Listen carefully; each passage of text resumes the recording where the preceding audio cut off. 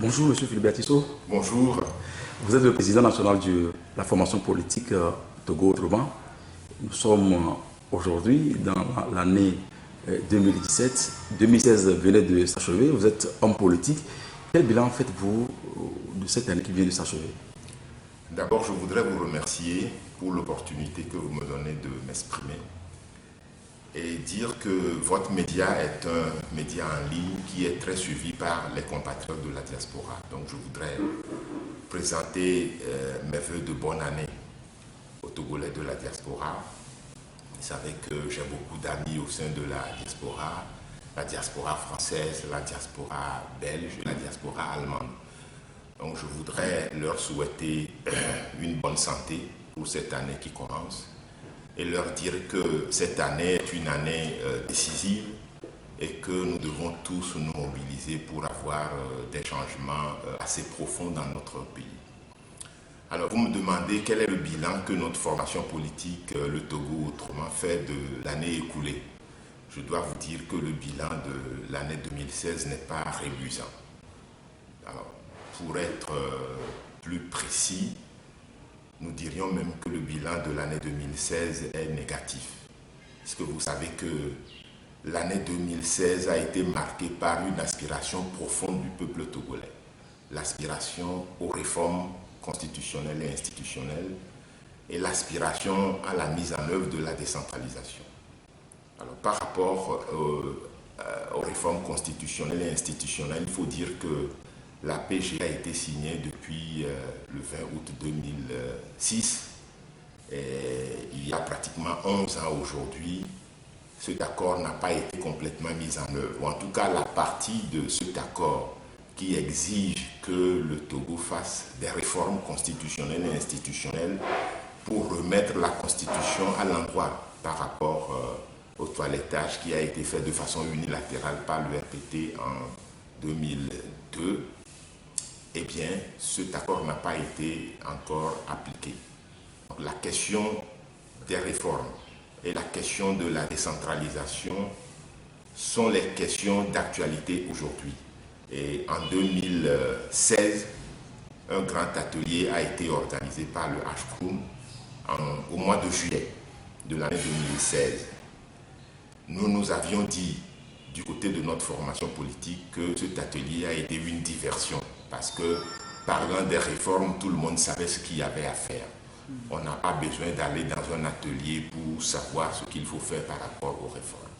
Mais néanmoins, cet atelier a accouché d'un consensus sur l'essentiel des réformes que le Togo doit faire, notamment la limitation du mandat du président de la République, le retour au mode de scrutin uninominal majoritaire à 2 tours, et la réforme de toutes les institutions qui entrent dans l'organisation des élections, notamment la CENI.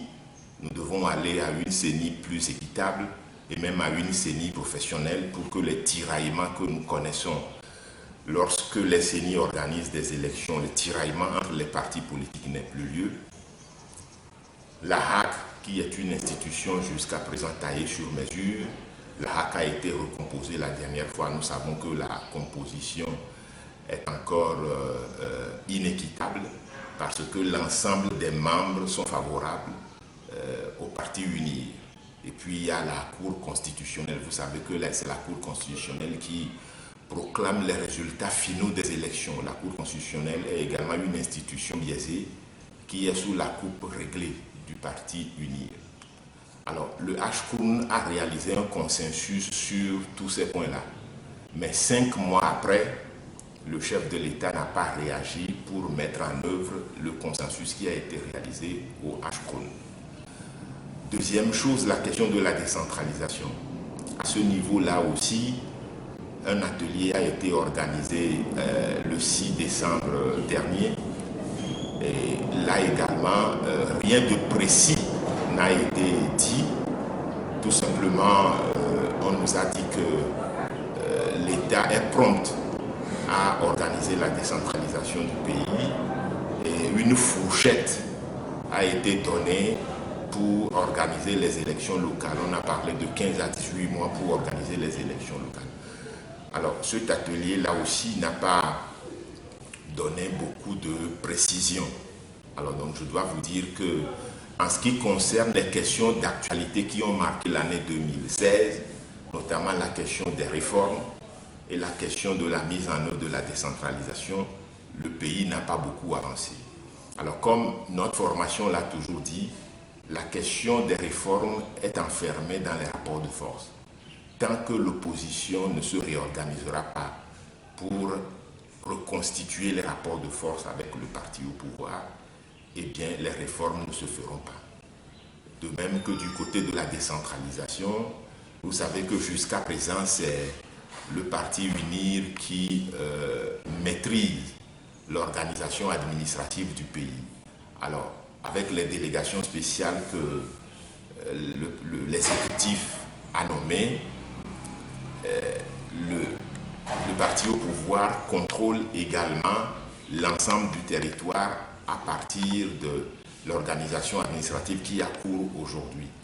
Alors ce parti se dit que si jamais il y avait des élections locales et que les partis de l'opposition investissent les mairies du pays, notamment les mairies des grandes villes, vont tomber dans l'escarcelle des partis de l'opposition si jamais il y avait des élections locales.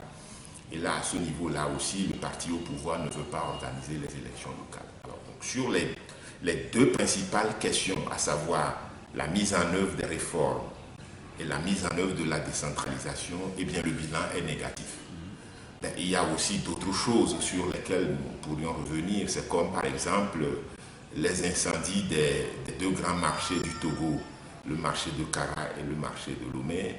Eh bien, les criminels qui ont incendié ces deux marchés continuent de courir. Rien n'a été fait pour les démasquer, pour que l'on mette à la disposition de la justice les criminels qui ont incendié ces deux marchés. Alors, je peux vous dire que sur le bilan, beaucoup de choses n'ont pas avancé. Et ce qu'il faut dire aussi, c'est que sur le plan économique, notre pays est complètement endetté. Tout le monde le dit aujourd'hui que le niveau d'endettement du pays devient très inquiétant puisque le Togo a dépassé un endettement de près de 75% du PIB, alors que dans la zone UEMOA, la norme qui est admise, c'est 70% du PIB si on veut plafonner. Alors notre pays a atteint un taux d'endettement très élevé. Nous parlons des infrastructures qui sont en construction, mais à quel prix toutes ces infrastructures ont été construites au prix d'un endettement qui est très très élevé. Parce que vous savez qu'il n'y a pas très longtemps, notre pays a été admis au PPTE et la communauté internationale a effacé toutes les dettes du pays, mais voilà que le pays s'est encore complètement endetté. Alors sur le plan social, tout le monde sait que rien n'a marché. Le niveau de vie de la population est très bas. Les infrastructures sociales de base n'existent pas. Nos cantons et nos villages sont dans un état de dénuement total. Les hôpitaux, le plus grand hôpital que nous avons, le CHU, manque de matériel élémentaire pour soigner les malades. Alors je peux vous dire que sur le plan politique, sur le plan économique et sur le plan social, le bilan de l'année 2016 est négatif. Et je peux vous assurer également qu'en 2016, ce bilan restera le même, au-delà de la proclamation du chef de l'État qui a dit qu'il place son mandat, le mandat qu'il a obtenu à travers des élections frauduleuses, à partir de 2015, qu'il plaçait ce mandat sous le sceau du social. Mais si rien n'est fait par les partis de l'opposition et par le peuple qui doit se remobiliser, eh bien le bilan de l'année 2017 qui vient de commencer va être le même que le bilan de 2016, qui pour notre parti est un bilan négatif.